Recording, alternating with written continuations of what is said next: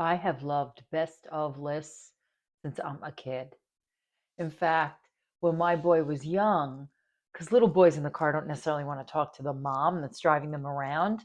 And so I came up with this game. What are your three favorites? What's your favorite meal? What are your three favorite comic books? What's your three favorite TV shows?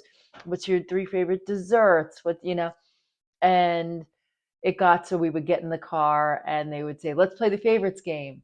And really, what touched me is one day when they were seniors, they said, let's play the favorites game. And by the time they were seniors, they were very witty. And so I'd be like, okay, what's your favorite season? And I remember very distinctly one of Robbie's friends said, Atomic Winter. And we were like hysterical. So I think that lists of things that you love and that are your favorites are like beautiful little bundles of joy. And I love when people share them movies, music.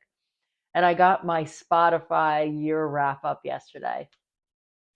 And I love to reflect on like where I've been centered over the year because what you listen to is so much a part of music is such an important part of my life. I basically almost always have it on. And so when you look back and see like how many hours you've listened to of one specific song or a piece of music, I think it is just so telling about kind of how your year went. And in my in my top five artists, were both Miley Cyrus, who I didn't know I was a fan of, but apparently that flower song got under my skin, and Bach. Like, and the Daisy and the Six, which is not even a real band; it's from a movie.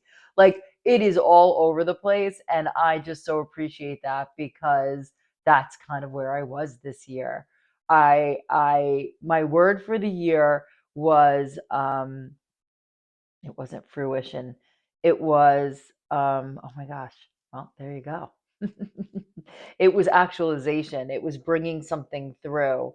Deliverance. It was deliverance. And not spiritual deliverance, but delivering something into the world. And I have done that.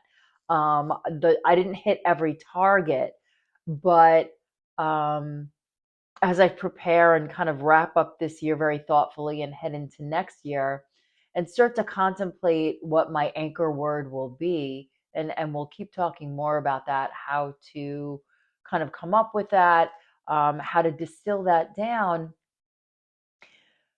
I just want you to take a moment and reflect. And if you have a Spotify like favorites list, like don't be shy to share it. Like mine is the most uncool list. Like my kids is so cool. Like everything is so cool. And ours is really not. Mine is really not.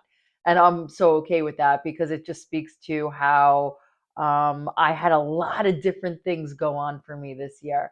So music, I think, is such a great medium to reflect back and see, what were the things that really moved you this year? What were the pieces of music that you got you through? Or what was the technique that you were able to rely on and pull through something difficult with? Music has always been my anchor, and that's why I absolutely adore going through those end of year lists of any kind. So that is what has come up for me today, and I'm going to go listen to my most played Spotify playlist in the car. And I wish you a blessing and a good day today, and I will see you tomorrow.